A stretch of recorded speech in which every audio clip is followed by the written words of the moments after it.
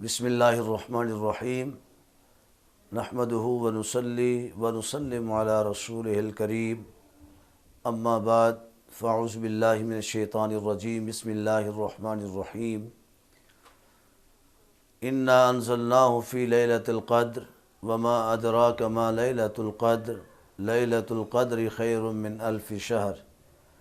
تنزل الملائکۃ والروح فیہا بإذن ربہم من کل امر سلام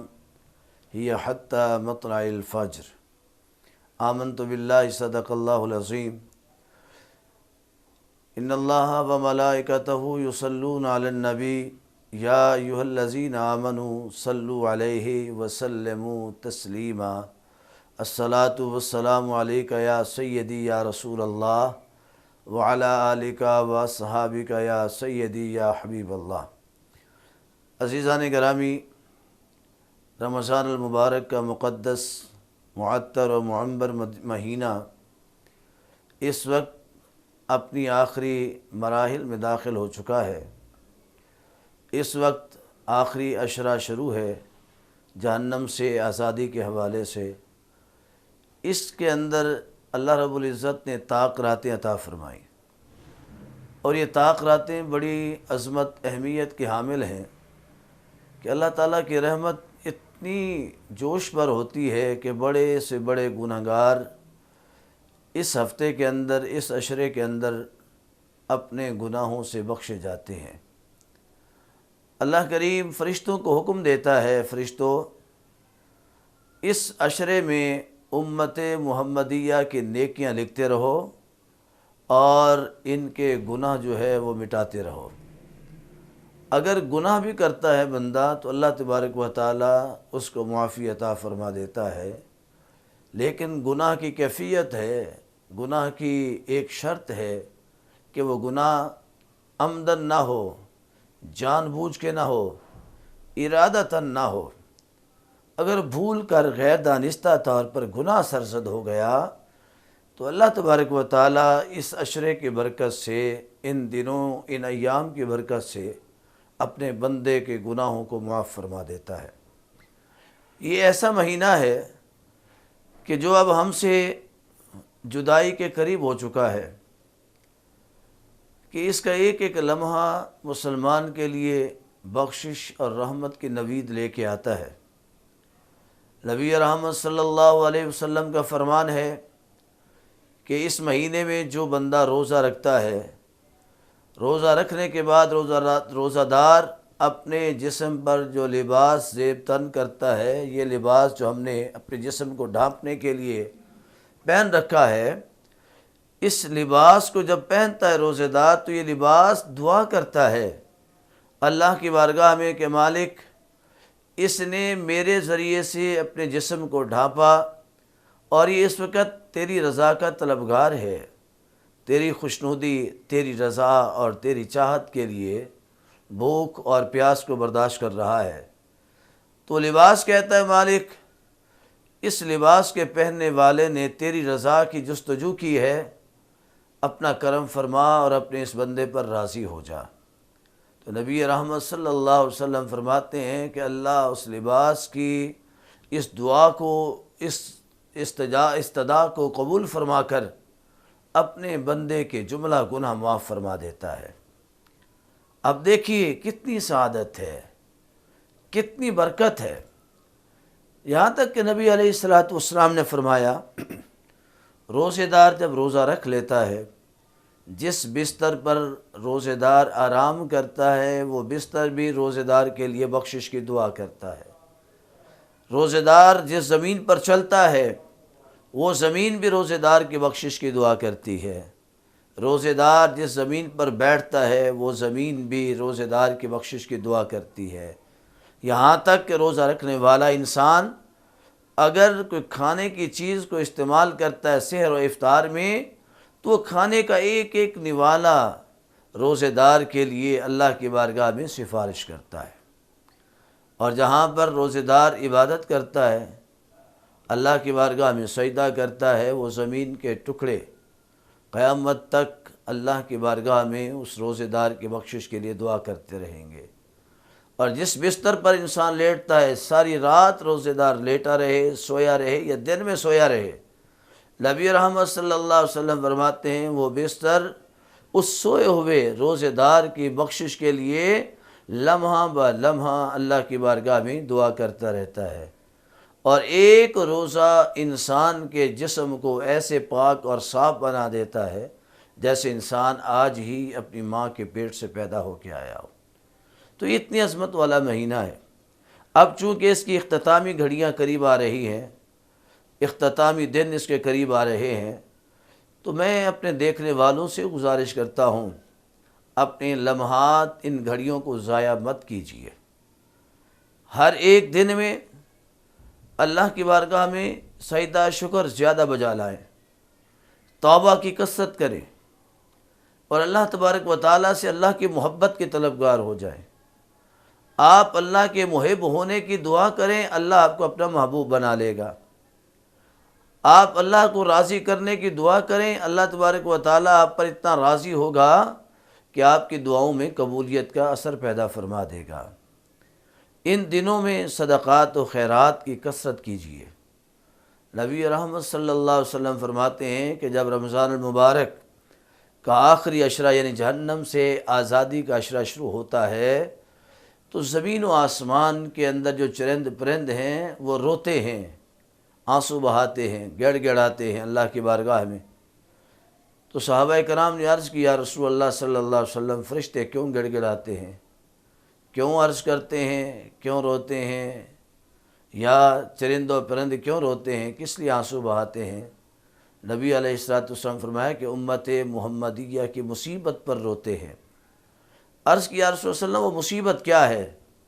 فرمایا رمضان کی جدائی یہ سب سے بڑی مصیبت ہے،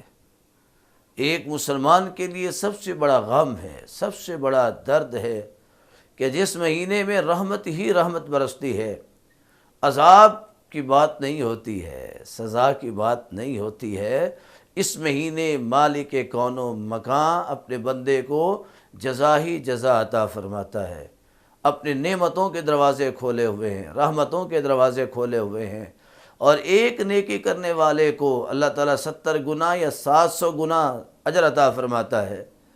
اس مہینے کے اندر ایک اچھائی کی مجلس میں بیٹھنے والے کو اللہ تبارک و تعالیٰ انبیاء کی مجلس میں بیٹھنے کا ثواب عطا فرماتا ہے، اور اس مہینے کے اندر علماء کی صحبت اختیار کرنے والے انسان کو، ان کے ساتھ بیٹھنے والے کو اللہ 70 نبیوں کے برابر درجہ عطا فرماتا ہے، اس کو عبادت کا ثواب عطا فرماتا ہے۔ اور اگر اس مہینے میں صاحب علم کے ساتھ بیٹھ کر، علماء کی صحبت میں بیٹھ کر انسان ایک لقمہ نوالے کا کھا لیتا ہے، اللہ تبارک و تعالیٰ گویا اس کو 70 انبیاء علیہ السلام کے دسترخوان پر کھانا کھانے کا ثواب عطا فرماتا ہے۔ یہ وہ اجر والا مہینہ ہے۔ فرمایا اس سے بڑی مصیبت کیا ہوگی کہ ایک انسان سے اس کی نیکیاں دور جا رہی ہیں، ایک انسان سے اس کے درجے دور جا رہے ہیں۔ وہ انسان کہ اس مہینے کے اندر جب قرآن کی ایک آیت کو تلاوت کرتا ہے تو اللہ تبارک و تعالیٰ 100 رکعات نوافل ادا کرنے کا اس کو ثواب عطا فرماتا ہے۔ اگر مسلمان ایک آیت قرآن کی ترجمہ کے ساتھ پڑھتا ہے، اس کو سمجھ کے پڑھ لیتا ہے، تو اللہ تبارک و تعالیٰ جل شانہ اس 1000 رکعت نفل ادا کرنے کا، مقبول نفل ادا کرنے کا ثواب عطا فرماتا ہے۔ اور اگر انسان اس نیت سے قرآن کی آیت کو پڑھتا ہے، پھر اس کو سیکھتا ہے، اس کے ترجمے کے ساتھ سیکھتا ہے، اس کے تفسیر کے ساتھ، معانی مفہوم کے ساتھ سیکھ لیتا ہے، تو اللہ تبارک و تعالیٰ بنی اسرائیل کے انبیاء علیہ السلام کی دعوت و تبلیغ کا جتنا اللہ نے ان کو اجر عطا فرمایا، اللہ امت محمدیہ کے افراد کو قرآن کی ایک آیت سمجھ کر پڑھنے اور اس میں دوسروں کو سمجھانے کی نیت کے بدلے میں عطا فرماتا ہے۔ آقا علیہ السلام فرماتے ہیں پھر کیوں نہ کہوں کہ یہ میری امت پر مصیبت ہے کہ ان سے یہ اتنی عظمت والا مہینہ بچھڑ رہا ہے۔ تو اس مہینے کے اندر اب ہمیں کیا کرنا چاہیے؟ ان ایام کو کیسے گزاریں؟ ان ایام کو گزارنے کے لیے ایک تو استغفار کی کثرت کریں، جتنا زیادہ سے زیادہ ہو سکے اللہ سے اپنے گناہوں کی معافی طلب کریں۔ اللہ سے اپنے گناہوں کی معافی طلب کرے اور مالک سے جنت کی طلب کرے، اللہ سے جنت کو مانگے، کیونکہ جب امتی جنت کو مانگتا ہے، آقا علیہ السلام کی حدیث ہے، میں جب میرا امتی اللہ کی بارگاہ میں دعا کر کے 3 مرتبہ کہتا ہے وقنا عذاب النار، وقنا عذاب النار، وقنا عذاب النار، یا اللہ مجھے دوزخ سے محفوظ فرما، یا اللہ مجھے دوزخ سے محفوظ فرما، تو آقا کریم فرماتے ہیں جہنم اللہ کی بارگاہ میں عرض کرتی ہے مالک تیرے بندے نے مجھ سے تیری بارگاہ میں آزادی طلب کی ہے، تو مہربانی فرما اس کو میرے عذاب سے محفوظ فرما لے۔ جہنم انسان کی سفارش کرتی ہے، اور اگر انسان 3 مرتبہ کہتا ہے یا اللہ مجھے جنت عطا فرما، یا اللہ مجھے جنت عطا فرما، یا اللہ مجھے جنت عطا فرما، تو اللہ کی جنت جو ہے وہ اللہ کی بارگاہ میں عرض کرتی ہے مالک جو تیرا بندہ بار بار تیری بارگاہ میں میری طلب کر رہا ہے، مجھے مانگ رہا ہے، یعنی جنت کو مانگ رہا ہے، یا اللہ میں سفارش کرتی ہوں میرے دروازے اس اپنے بندے کے لیے کھول دے۔ تو یہ اللہ کی عطاؤں کی برسات کا مہینہ اور یہ برسات کے ایام شروع ہیں، تو اس میں ہم گناہوں کی معافی طلب کریں، جہنم کے عذاب سے بچنے کے لیے دعا کریں اور جنت کی طلب کریں اللہ کریم سے، اور اس کے علاوہ صدقات و خیرات کی کثرت کریں۔ جب ہم صدقہ دیں گے، خیرات کریں گے، جیسا کہ صدقہ فطر جو ہے جس کو فطرانہ کہا جاتا ہے، ان ایام میں ہمیں ادا کر دینا چاہیے، کیونکہ جب ہم ان ایام میں اپنا صدقہ فطر ادا کر دیتے ہیں، عید کی نماز سے قبل ادا کر دیتے ہیں، جو کم و بیش اس وقت جو ہے وہ 125 روپے فی کس کے اعتبار سے ہے، آپ یہ ادا کر دیتے ہیں اپنے ہر افراد کے بدلے میں، گھر کے ہر فرد کے بدلے میں، تو اللہ تعالیٰ اس مہینے کی جو غلطیاں ہیں، کوتاہیاں ہیں، روزہ رکھنے کے اندر کمی بیشی ہے، اس کو اس صدقے کے ذریعے سے معاف فرما دیتا ہے۔ اگر آپ یومیہ صدقہ نکالتے ہیں، ان دنوں کی آخری ایام کے حوالے سے جو طاق راتیں ہیں، ان میں سے کوئی بھی ایک رات لیلۃ القدر کی رات ہو سکتی ہے۔ یہ جو طاق عدد راتیں ہیں، ان میں سے کوئی بھی ایک رات لیلۃ القدر کی ہو سکتی ہے، اور خوش نصیب ہوتا ہے وہ انسان جس کو یہ رات نصیب ہو، اور اس رات کو پانے کے لیے صدقات کا اہتمام کریں، خیرات کا اہتمام کریں، مفلسوں اور محتاجوں کی امداد کریں۔ آپ کسی ضرورت مند کی ضرورت کو پورا کریں گے، اللہ آپ کی 1,00,000 ضرورتیں پوری فرما دے گا۔ تو اب یہ جو شب چل رہی ہیں، یہ جو ایام چل رہے ہیں، بڑے قیمتی ایام ہیں، تو صدقہ فطر آپ ادا کیجئے۔ عید سے پہلے جو بچہ پیدا ہو چکا اس کا بھی فطرانہ آپ پر لازم ہو چکا ہے، آپ اس کا فطرانہ بھی ادا کریں گے۔ عید سے قبل ادا کر دیا تو بہت اچھی بات ہے، اگر عید سے قبل نہیں ادا کر سکے تو عید کے بعد بھی اس کو ادا کر سکتے ہیں۔ تو لیلۃ القدر، یہ اس کی عظمت کیا ہے؟ اس کی سب سے بڑی شان یہ ہے، اللہ پاک نے قرآن میں فرمایا اِنَّا أَنزَلْنَاهُ فِي لَيْلَةِ الْقَدْرِ، ہم نے قرآن کو شب قدر میں نازل کرنا شروع کیا۔ وَمَا أَدْرَاكَ مَا لَيْلَةُ الْقَدْرِ، تمہیں کیا معلوم کہ لیلۃ القدر کیا ہے؟ لیلۃ القدر خیر من الف شہر، لیلۃ القدر 1000 مہینے سے بہتر ہے۔ کیوں بہتر ہے؟ کہ اس رات میں تنزل الملائکۃ والروح فیہا بإذن ربہم من کل امر سلام، اس رات میں اللہ کے فرشتے روح الامین یعنی جبرائیل علیہ السلام کی قیادت میں زمین پر اترتے ہیں اور سلامتی کا پیغام لے کے آتے ہیں۔ ہی حتی مطلع الفجر،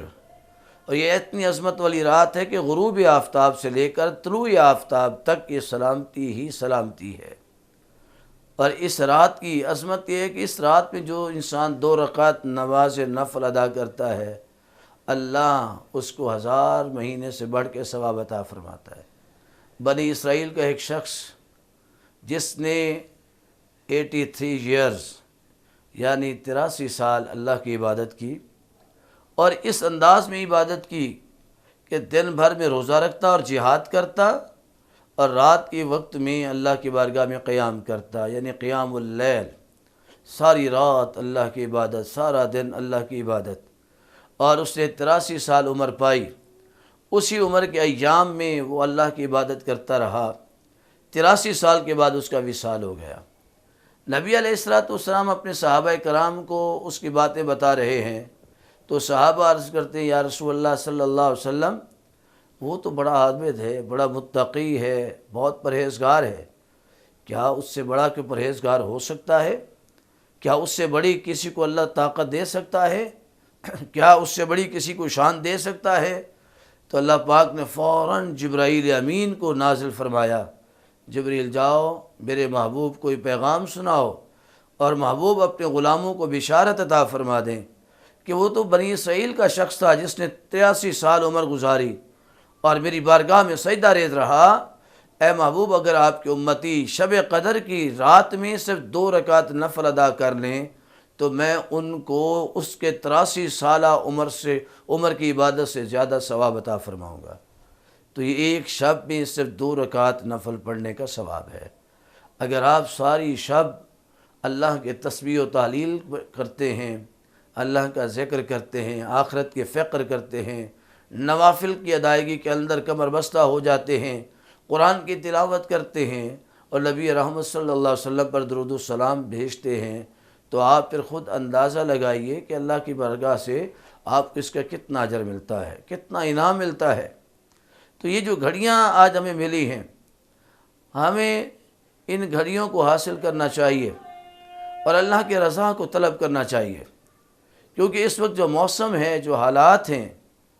جو اس وقت پریشانی کا عالم ہے، پورے عالم انسانیت پر ایک کرونا وائرس کی صورت میں آفت نازل ہو چکی ہے۔ اس آفت کو ختم کرنے کا ایک ہی ذریعہ ہے کہ اپنے مالک و خالق کو راضی کر لیا جائے، اپنے رب غفور کو راضی کیا جائے۔ جتنے بھی فتنہ انگیزیاں دائیں بائیں پھیل رہی ہیں، آپ ان کو پسے پشت ڈال کر اپنے سر کو، اپنی پیشانی کو اللہ کے آگے جھکا دیں اور عبادت کے لیے کمر بستہ ہو جائیں۔ اپنا عقیدہ، اپنا نظریہ اللہ اور اس کے محبوب کے ساتھ پختہ کر لیں، پھر آپ دیکھیے گا کہ آپ کی ہر شب اللہ شب قدر بنا دے گا۔ تو اس کی جو طاق راتیں ہیں، ان ایام کی جتنی طاق راتیں ہیں، جیسے آج جو آنے والی شب ہے یہ طاق رات ہے، اسی طریقے سے طاق راتیں جتنی بھی ہیں، ان راتوں میں آپ شب قدر کو تلاش کیجئے۔ جب آپ ان میں تلاش کریں گے تو انشاءاللہ آپ کو مل جائے گی۔ اس کی نشانیاں کیا ہے کہ کیسے انسان کو محسوس ہو، علم ہو، ادراک ہو کہ شب قدر میں نے پا لی ہے۔ اس کی نشانیاں کیا ہیں؟ سب سے بڑی اس کی نشانی یہ ہے کہ یہ رات نہ ٹھنڈی ہوتی ہے نہ گرم ہوتی ہے، بڑا خوبصورت اس کا موسم ہوتا ہے، اور اس رات کے اندر جو ہے آسمان بالکل صاف شفاف ہوتا ہے، اور اس رات میں انسان جس کو یہ شب قدر حاصل ہو جاتی ہے اس کا جسم جو ہے بالکل ہلکا پھلکا گلاب کے پھولوں کی طرح ہو جاتا ہے، اور انسان کو خوشبوئیں محسوس ہوتی ہیں، پانی جو ہے اس میں مٹھاس پیدا ہو جاتی ہے، اس کے اندر بڑی لذت پیدا ہو جاتی ہے۔ تو یہ شب قدر کی نشانی علامات ہیں، اور جب صبح ہوتی ہے، طلوع آفتاب ہوتا ہے، تو انسان کے وجود کو خود خبر ہو جاتی ہے کہ آج اللہ نے مجھ پر اپنی رحمت نازل فرما دی ہے، اور اللہ کی طرف سے آثار ہوتے ہیں۔ اس شب کے اندر بندہ جو دعا طلب کرتا ہے، جو بھی التجا کرتا ہے، اللہ اس کی دعا کو قبول فرما لیتا ہے۔ تو میرے عزیز دوستو اور دیکھنے والے ساتھیوں، میں آپ کو یہ قیمتی اور لمحات کے حوالے سے آگاہ کر رہا ہوں، ان کو ضائع مت کیجیے گا۔ اور اس میں 3 دعائیں بڑی مضبوط ہیں۔ ایک، اللہم انکا عفو کریم تحب العفو فاعف عنا۔ فاعف عنی بھی پڑھ سکتے ہیں اگر آپ تنہائی اپنے لیے مانگتے ہیں، اگر آپ سب کے لیے مانگتے ہیں تو فاعف عنا۔ اللہم انکا عفو کریم تحب العفو فاعف عنا یا غفور یا غفور یا غفور۔ یہ دعا اللہ کو بڑی پسند ہے۔ اما عائشہ صدیقہ رضی اللہ تعالی عنہا ام المومنین، آپ روایت فرماتی ہیں کہ نبی علیہ الصلوۃ والسلام نے فرمایا اس عشرے میں اللہ کو جو سب سے زیادہ محبوب دعا ہے وہ یہی ہے کہ بندہ جب مانگتا ہے اللہم انکا عفو کریم تحب العفو فاعف عنا، تو اللہ تعالیٰ فرماتا ہے میرا بندہ اقرار کر رہا ہے کہ میں معافی دینے والے کو پسند کرتا ہوں، خود بھی معاف کرنے والوں میں سے ہوں۔ تو جب بندہ اللہ کے بارگاہ میں اقرار کرتا ہے تو وہ کریم ہے، ادھر دعا کے الفاظ لبوں پر ہوتے ہیں، اللہ اپنے بندے کے جملہ گناہ معاف فرما دیتا ہے۔ ایک تو یہ دعا ہے، اور ایک دعا ہے اللہم اجرنی من النار۔ اگر آپ اپنے لیے مانگتے ہیں تو اللہم اجرنی من النار، اگر آپ تمام عالم اسلام کے لیے مانگیں گے تو آپ پڑھیں گے اللہم اجرنا من النار، اس طریقے سے۔ اور اس میں ایک تسبیح ہے بڑی خوبصورت، سبحان اللہ و بحمدہ سبحان اللہ العظیم، سبحان اللہ و بحمدہ سبحان اللہ العظیم۔ یہ اللہ کے عرش پہ لکھی ہوئی تسبیح ہے، رب کی عرش پہ لکھی ہوئی تسبیح ہے، اور اس کی فضائل میں بے شمار روایات ہیں کہ نبی کریم صلی اللہ علیہ وسلم فرماتے ہیں جب بندہ مومن ایک مرتبہ یہ تسبیح پڑھتا ہے، اللہ جنت میں اس کے نام کا درخت لگا دیتا ہے، اور جس کے نام کا مالک درخت جنت میں لگا دیتا ہے وہ شخص ضرور جنت میں داخل ہوگا۔ اور یہ کبھی ممکن ہی نہیں کہ اللہ اپنے بندوں میں سے کسی کو جو نعمت عطا فرمائے وہ واپس چھین لے، اور آخرت کے اندر، قیامت کے اندر اللہ جسے جنت میں داخل فرمائے گا، خالدین فیہا کا خطاب ساتھ ہوگا کہ اے بندے تو داخل ہو رہا ہے جنت میں تو ہمیشہ ہمیشہ کے لیے داخل ہو جا۔ تو یہ چھوٹا سا جملہ ہے سبحان اللہ و بحمدہ سبحان اللہ العظیم۔ اور اس کا ایک اور فائدہ بھی ہے، نبی رحمت صلی اللہ علیہ وسلم فرماتے ہیں کہ آخری عشرے میں یا عید کے دن میں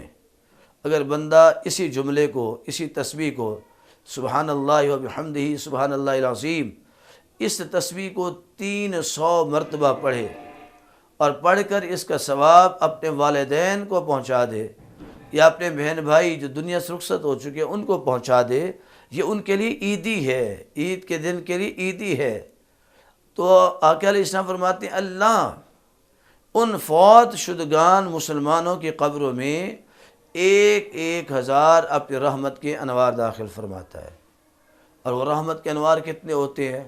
فرمایا ایک مرتبہ جب داخل ہوتے ہیں تو قبر والے جو ہیں ان انوار کو قیامت تک تقسیم کرتے رہیں گے، قیامت تک اتنی برکت والے ہوں گے، وہ قیامت تک تقسیم کرتے رہیں گے، تو پھر بھی اللہ کی عطا ختم نہیں ہوگی۔ اور جو یہ جملے پڑھتا ہے، پڑھ کے جس نے آگے اس کو ثواب کے لیے پہنچا دیا، تو فرمایا جب وہ دنیا سے جاتا ہے اللہ اس کی قبر کے اندر بھی 1000 اپنی رحمت کے انوار داخل فرمائے گا۔ چھوٹی سی محنت ہے مگر اس کا انعام بہت بڑا ہے، اس کا درجہ بہت بڑا ہے۔ تو عزیزان محترم، آخر میں پیغام دینا چاہوں گا کہ جیسے ہم نے رمضان کا مہینہ صبر و شکر سے گزارا ہے، استقامت سے گزارا ہے، روزہ رکھا، اپنے نفس کو گناہوں سے بچایا، اپنی زبان کو غیبت اور جھوٹ سے بچایا، اپنی آنکھوں کو بے حیائی سے بچایا، اپنے کانوں کو لغویات سے بچایا، اور اپنے سینے کو کینہ، بغض اور حسد سے بچایا، اپنے قدموں کو حرام کی کمائی سے بچا لیا۔ تو عزیز دوستو، رمضان کے بعد بھی اپنی زندگی ایسے بنا لو، اور ہمیشہ سمجھو کہ آپ رمضان کے مہینے میں ہو، آپ ہمیشہ روزے سے ہیں، آپ ہمیشہ اللہ کی بارگاہ میں ہیں، اللہ کے روبرو کھڑے ہیں، پھر آپ دیکھیے گا کہ اللہ تعالیٰ آپ کو کتنا نواز دیتا ہے۔ آپ کے اندر درد اور احساس جب پیدا ہو جائے، آپ کے اندر جب نیکی کا جذبہ پیدا ہو جائے، آپ کے اندر جب نیکی کرتے ہوئے ایک لذت پیدا ہو جائے، تو آپ سمجھ لیجئے کہ اللہ نے آپ کے ان تحائف کو قبول فرما لیا ہے، اللہ نے آپ کے وجودوں کو بے مثال بنا دیا ہے، اللہ نے اس قابل اس وجود کو بنا دیا کہ قبر کے اندر بھی بغیر حساب کے بخش دے گا، اور حشر کے اندر بغیر حساب کے شفاعت مصطفیٰ صلی اللہ علیہ وسلم کے صدقے آپ کو اللہ جنت تحفے میں عطا فرما دے گا۔ اس لیے جتنے ایام باقی ہیں ان ایام کی قدر کیجیے، ان راتوں کو اللہ کی بارگاہ میں قیام، رکوع، سجود، التجا، دعا، تلاوت، استغفار، اس کے اندر گزار دیجیے۔ یقین جانیے آپ کی کوئی مشکل آپ کے قریب نہیں آئے گی، کوئی پریشانی آپ کے نزدیک نہیں آئے گی۔ جب بھی پریشان ہونے لگے رحمت کی طرف نگاہ اٹھا لیں، انشاءاللہ رحمت آپ کے آگے آپ کو تھام لے گی۔ دعا اللہ کریم جل شانہ امن نوال ہو آپ کا اور میرا حامی و ناصر ہو۔ اس دعا کے ساتھ ہم اختتام کرتے ہیں کہ مالک الملک اپنے پاک حبیب صلی اللہ علیہ وسلم کے وسیلہ سے اس ماہ اس ایام کی آخری لمحات و گھڑیوں ایام کے وسیلہ سے عالم اسلام کو زمینی آسمانی آفات و بلیات سے محفوظ فرما۔ یا اللہ جتنے بھی اولاد ہیں اور یہ پیغام دیکھ رہے ہیں، تیرے محبوب کی پیغام کو سن رہے ہیں، مالک ان بھی اولادوں کو صالح اولاد نصیب فرما۔ جتنی دکھی انسانیت ہے مالک سب کے دکھوں کو خوشیوں میں تبدیل فرما۔ اے مالک ہمارے ملک پاکستان کو ہمیشہ باقی اور سلامتی عطا فرما۔ جو اس کی حفاظت کر رہے ہیں مالک ان کی جان و مال کی حفاظت فرما، ان کی گھروں کی حفاظت فرما، اور جو مسلمان اس دنیا سے پردہ فرما گئے یا اللہ ان کے درجات میں بلندی عطا فرما۔ آمین ثم آمین وآخر دعوانا الحمدللہ رب العالمین۔